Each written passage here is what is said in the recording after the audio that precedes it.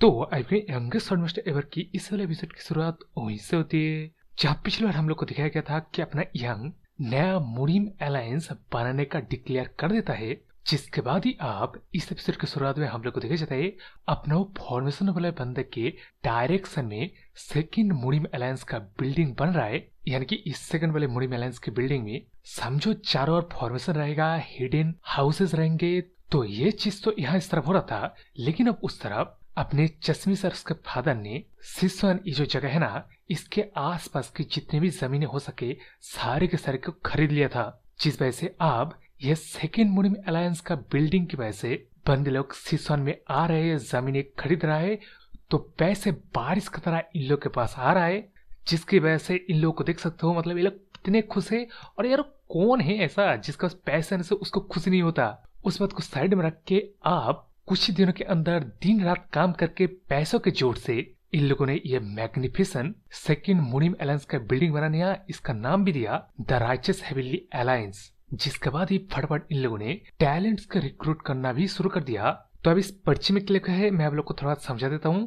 यहाँ यही लिखा गया है कि दुनिया भर के राइचस हीरोज सिसवन में मौजूद राइचस हेवनली अलायंस में आओ। जिसको पर के कितने बंदों ने एक्चुअली सेकंड मुनीम अलायंस के ओपनिंग में आए हैं, इसका मतलब इन्फॉर्मेशन जब एक फॉर्मेशन वाला बंदा मतलब अपने यंग को देता है, तब अपना यंग एकदम ही हैरान हो जाता है, क्योंकि उसका वजह हम लोग को नेक्स्ट में दिखाया जाता है।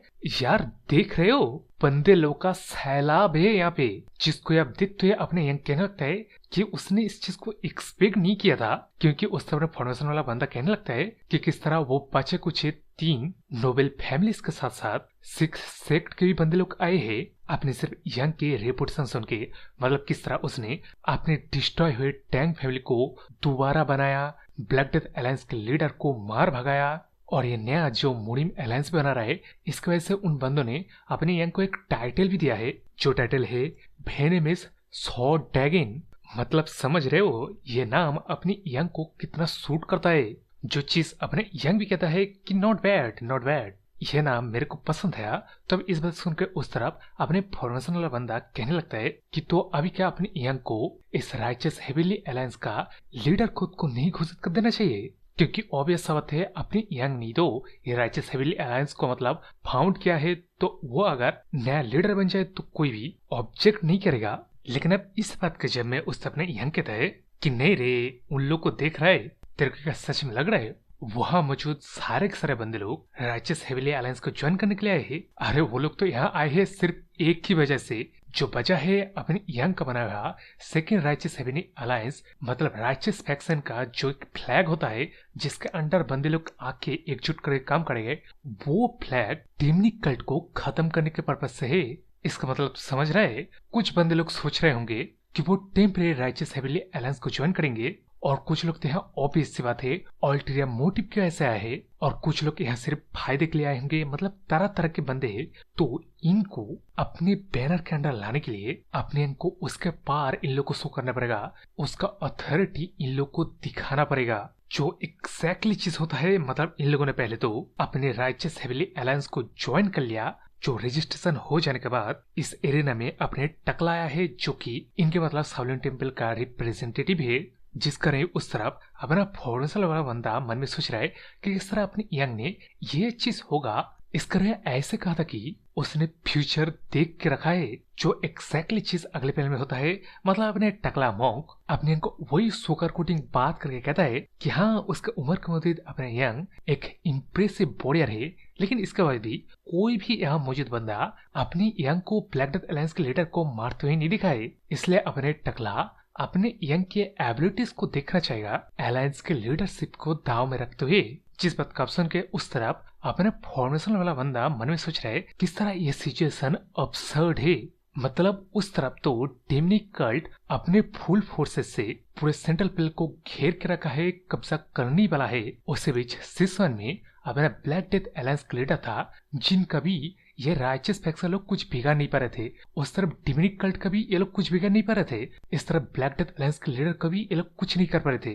लेकिन अब जबकि अपने यंग ने ब्लैक डेथ अलायंस को मार गिराया है, तो उसका लेगेसी मार्शल आर्ट हो, मतलब वो पैसे हो, वो सब कुछ तो ऑब्वियसली अपने यंग के पास है। और अपने यंग ये नया मुनीम अलायंस बना रहा है, जिसमें कि काउंटलेस डिसाइपल होंगे, ब्लैक डेथ अलायंस का ट्रेजर होगा और ये जमीन पूरी तरीके से तैयार है एक नए पार को बिना किसी दिक्कत के अपने आप को स्ट्रॉन्गली ग्रो होने देने के लिए। इसलिए कोई वैक्सीन इस सुनहरे मौके को ऐसे ही बस जाने देने नहीं चाह रहे। वो लोग रिस्क ले रहे जो अगर कामयाब हो तो ऑब्वियसली एक वैक्सीन अचानक से बेहद ज्यादा ताकतवर बन जाएगा। लेकिन अब इस बात को सोच के उस तरफ अपना फॉर्मूला का बंदा आगे सोचता है कि इन बेवकूफों को अपने लिमिट पता चलने दो। मतलब ये लोग खुद सेंट्रल पिन के अंदर सीजन 1 में एकलौते ब्लैक डेथ अलायंस के लीडर को संभाल नहीं पाए, उसको मारने वाले बंदों को अभी लोग संभालने वाले। मतलब बेवकूफ है क्या। जिस बात को छोड़ के उस तरफ अपने टकला मॉन्क खुद को इंट्रोड्यूस करता है और अपनी यंग को बच्चा समझ के इस तरह कहता है कि इस ड्यूएल को एक रियल फाइट की तरह अपनी यंग को लेना है, उसको अपने सारे मार्शल आर्ट को इस्तेमाल करना है, including poison art, hidden weapon art, sword art, जो कि वेनमस स्वॉर्ड ड्रैगन निकनेम है, उसका अपना फुल ताकत लगाना है जिससे अपने यंग को इस ड्यूएल में कोई रिग्रेट ना रहे। इस बात का सुन के उस अपने यंग भी एकदम फिटिंग से जवाब देता है कि वो सिर्फ अपने स्वॉर्ड आर्ट को ही इस्तेमाल करेगा, क्योंकि अगर वो पॉइजन आर्ट को इस्तेमाल करे ना तब अनफॉर्चुनेट एक्सीडेंट हो सकता है। मतलब बात का मतलब समझ गए ना। जिस बात कैप्चर के उस तरफ अपना फॉर्मूला बंदा सब लोग को वही अनाउंस करता है कि ड्यूएल स्टार्ट होने से पहले ये इन्फॉर्मेशन सुन लो कि यह ड्यूएल हो रहा है राइचियस हेविली अलायंस के लीडरशिप के लिए अपने यांग और सावलिन टेम्पल के इस टकले मॉन्क के बीच। तो ड्यूएल की शुरुआत करो। तब यह बात सुनने के बाद ही अपना टकला मॉन्क जवाब देते हैं अपनी यंग को कि किस तरह एक्सीडेंट, हाँ मैंने तेरे को कॉम्प्लीमेंट कर दिया जो कि सच है, तेरे यंग एज के मुताबिक तो बेहद कुछ अचीव के लिए है, लेकिन तेरा एरोगेंस तो बाउंडलेस मेरे को नजर आ रहा है। यह बात बोलने के बाद ही अपना टकले मॉन्क ने उसका सबसे पावरफुल टेक्निक इंडिस्ट्रक्टेबल बाजरा बॉडी इस्तेमाल करते जमीन वगैरह भी तोड़ देता है, जिस चीज को आप देख के ऑडियंस लोग कहने लगते हैं कि शुरू से ही वो इंडिस्ट्रक्टेबल बाजरा बॉडी का इस्तेमाल कर रहा है, ये कुछ ज्यादा नहीं हो गया। लेकिन अब इस बात सुन के साइड में एक बंदा कहता है कि अबे ध्यान से देख, ये कोई ऑर्डिनरी इंडिस्ट्रक्टेबल बाजरा बॉडी नहीं है, बल्कि सावलिन टेम्पल के फर्स्ट फाउंडर के ट्रू इंडिस्ट्रक्टेबल बाजरा बॉडी है, जिसका इस्तेमाल से फर्स्ट फाउंडर वो सावलिन टेम्पल का कभी भी अपनी जिंदगी में नहीं हारा था। तो इस टेक्निक का ताकत आप लोग समझ सकते हो। लेकिन भी उन बंदलों की बातों को छोड़ के इस तरफ अपने टकला मॉन्क अपने यंग को कहता है कि मेरा ट्रू इंडिस्ट्रक्टेबल बाजरा बॉडी के खिलाफ तेरा किसी भी तरह के पॉइजन कोई भी काम में नहीं आएगा, और यह सिर्फ एक डिक्लेरेशन है कि चुपचाप लीडरशिप को हैंड ओवर कर दे। जिस बात कब सुन के उससे अपना यंग थोड़ा सा स्माइल देते हुए अपने क्लोज से कुछ निकालते मन सोच रहा है कि मेरे को लगा नहीं था मेरे को इतनी जल्दी इस चीज का टेस्ट करने के लिए कोई एक बंदा मिल जाएगा। तो अब ये क्या चीज अपने यंग टेस्ट करने वाला है, ये रिवील होने से पहले हम लोग को फ्लैशबैक का थोड़ा सा सीन दिखाई जाता है, जिसमें डिस्कशन के वक्त हम लोग को पता चला किस तरह अपने यंग ने ये सजेस्ट किया था अपने ब्लैक डेथ अलायंस का जो हाइड आउट था ना, उस जगह पे ये लोग नया मुरिम अलायंस बनाएगा। तब इस बात को सुन के वो जो चश्मिश था उसने आइडिया दिया था कि आसपास के जमीनों को उन लोगों को खरीद लेना चाहिए। उसका रिजल्ट हम लोग को पहले ही दिखाया गया है। लेकिन उस बात को छोड़ के मीटिंग का नेक्स्ट एजेंडा अपना डॉप ब्लैकस्मिथ अपने यंग के दिए हुए उस ड्रैगन हॉर्न को एक फाइनली डैगर बना लिया है, जिस डैगर को आप देखते ही सारे के सारे बंदे कहने लगते हैं कि सिर्फ एक डैगर इस तरह के ऑरा किस तरह से एग्जीक्यूट कर सकता है।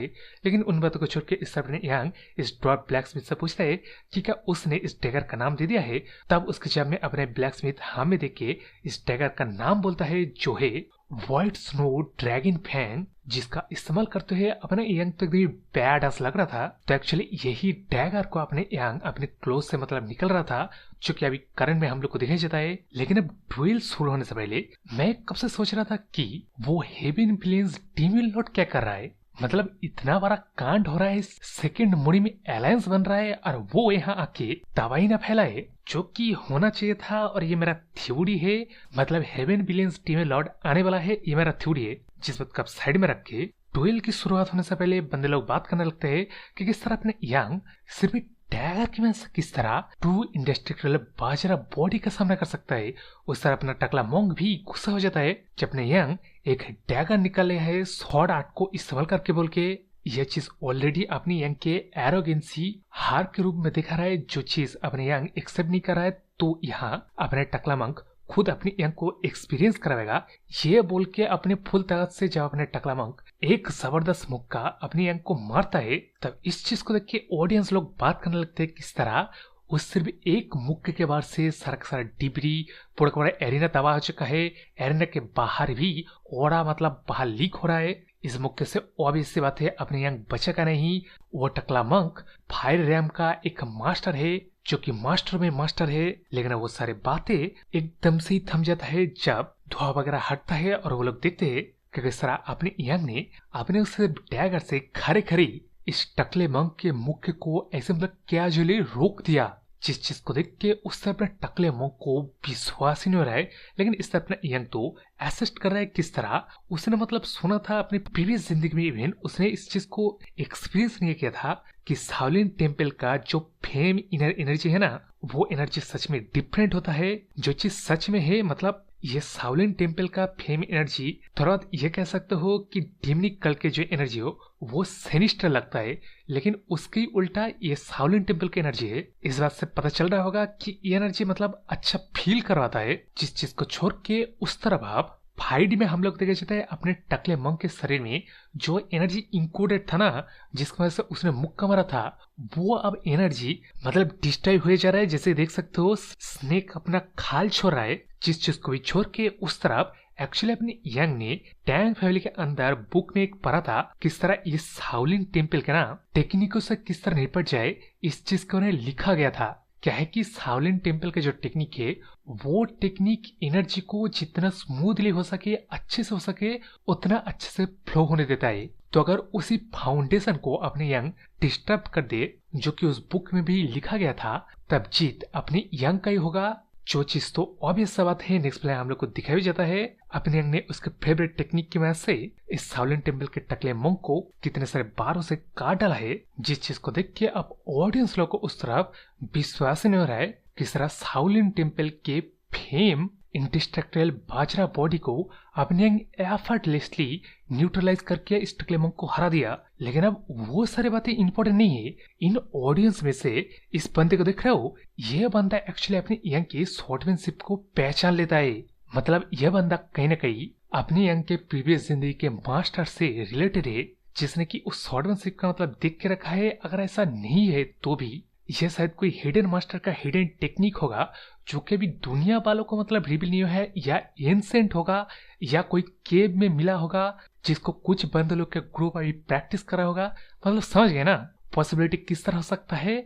तो उसी से ये बंदा कनेक्टेड है, इस बात को समझ लो। तो अब उस बात को साइड में रख के ऑडियंस अब अपने यंग को जीतते हुए मतलब पूरा पूरा पार्टी ही पलट देता है। वो लोग कहने लगता है कि अगर ये बंदा इतने आसानी से टकले मंक को हरा सकता है तो हम लोग को कोई शक नहीं अपने यंग ने ही ब्लैक डेथ अलायंस के लीडर को मारा होगा। अरे मैं तो शुरुआत से कह रहा था ये एक सदियों पुराना होने वाला जीनियस जिसने की जन्म लिया है।